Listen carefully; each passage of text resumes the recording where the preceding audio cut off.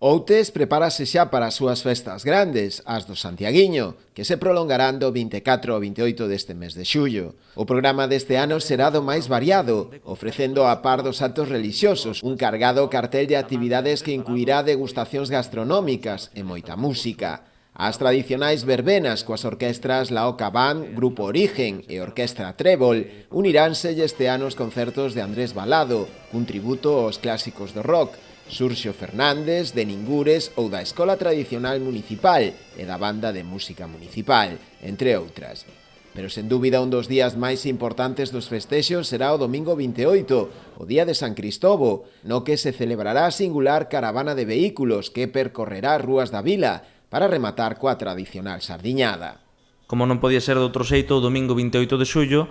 teremos o pasarrúas e a actuación musical da man dos gaiteiros de Simiela e a misa de San Cristóbal ás 11 da mañá cantada pola coral Serpal e a súa conseguinte caravana de vehículos que terá lugar ao remate desta misa coa sardiñada típica na Horta do Muiño a que convidamos todo o mundo a chegarse. Como a novidade este ano, o Concello celebrará tamén o Día do San Cosmeiro, animando a toda a veciñanza a lucir este emblemático sombreiro nos concertos do día 26. Queremos institucionalizar así nas nosas festas municipais un día reservado para reivindicar e celebrar o noso sombreiro San Cosmeiro, un sombreiro con orixe e con tradición no noso Concello,